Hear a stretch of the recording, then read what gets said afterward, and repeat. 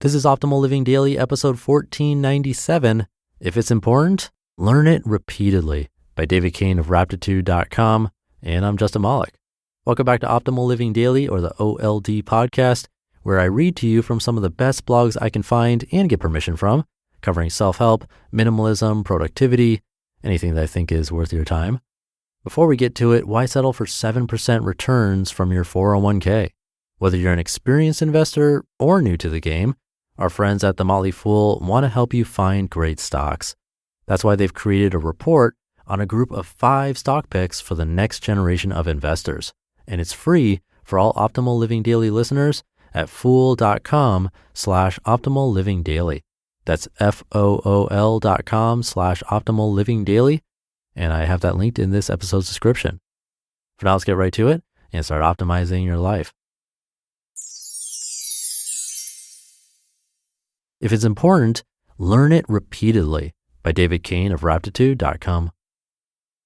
A little more than a year ago, a friend took me for lunch in downtown Toronto, and we talked mostly about what we'd been reading.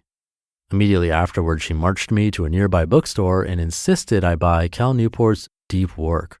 She was the second person that week to describe it to me as potentially life-changing, so I bought it with great enthusiasm. Later that day, I sat reading it in a tea shop for 2 hours, riveted by the possibilities of working in the uncompromising, undistracted way Newport described. I've had that feeling many times while reading nonfiction books, the hot light bulb effect of being aware you're reading the right ideas at the right moment in your life. I'd stopped in Toronto on the way home from an inspiring Chautauqua experience in Ecuador, the trip that had culminated in an unforgettably moving group discussion during which each of us declared heartfelt resolutions about how we wanted to live the rest of our lives. I was determined to return to work with unprecedented focus and clarity, and now I'd found the perfect guide to doing exactly that. The window to act on a timely idea is very small. The heat of inspiration only lasts a few days or even hours, and if it runs out before you've formed and implemented a plan, you're essentially back at the status quo. By the time I finished the book, the clarity was mostly gone. I still had a general sense of how I wanted to change things, but the practical details were now cloudy and jumbled. I tried a few things, but in the end, I more or less carried on as before.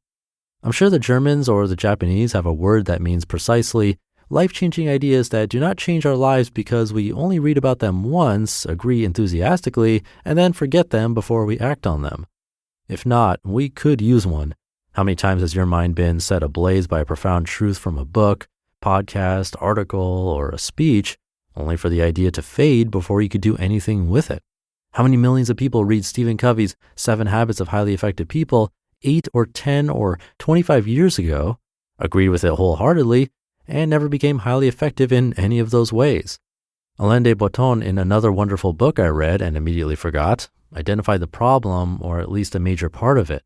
When we only learn something once, we don't really learn it, at least not well enough for it to change us much. It may inspire momentarily, but then becomes quickly overrun by the decades of habits and conditioning that preceded it. In his Religion for Atheists, he identifies a number of things religious institutions have always done very well and which our secular education systems have consistently failed at.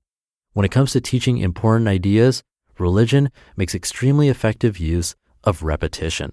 If an idea is important, they teach it again and again.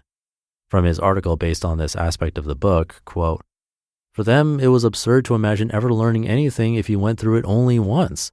The whole basis of religious education rested upon repetition.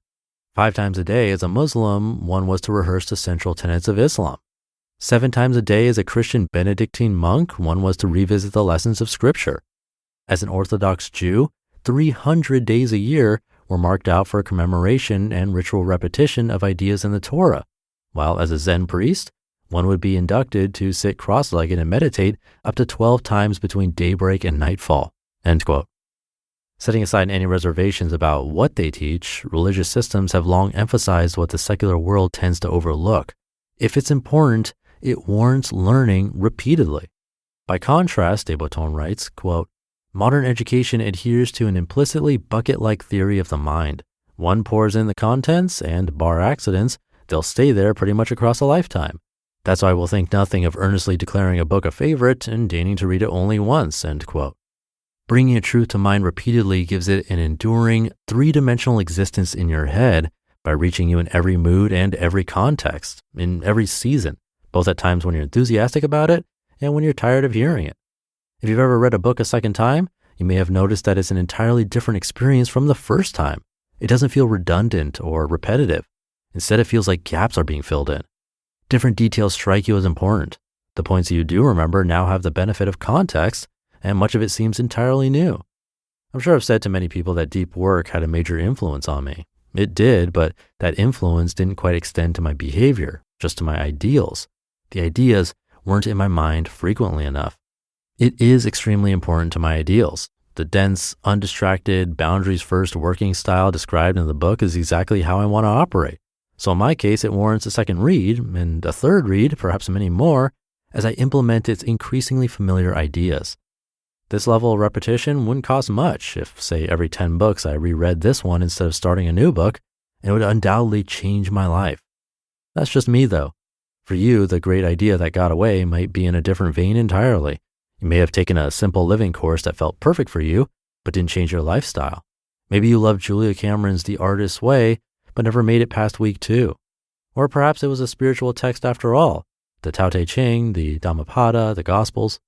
Not every idea is truly important, but if it is, go back to it. Get to know it. Fill in the gaps. If it's worth learning repeatedly.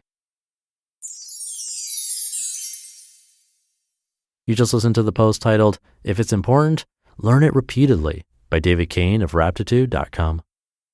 Now, are you a Henry? It stands for high earner, not rich yet. It means that despite earning a six-figure income, you're struggling to amass any meaningful nest egg. Our friends at the Motley Fool can help. Since 1993, they've been providing investment advice, helping members build a financial future they envision. To kickstart your 2020 financial goals, they're offering 5 of their favorite stock picks for free. Realizing you're a Henry? Remember the not rich yet part. You could do it, and the Motley Fool can help. Visit fool.com/optimallivingdaily. That's FOOL.com/optimallivingdaily. And I have that linked in this episode's description. And thank you to David. This perfectly describes why this podcast is every single day and why I cover a lot of the same topics over and over again.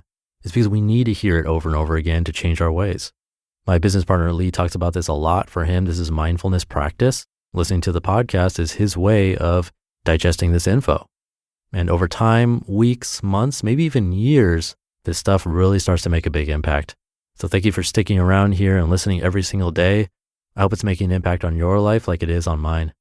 So I'll leave it at that. Hope you're having a great day. I'll be back tomorrow reading to you, so I'll see you there where your optimal life awaits.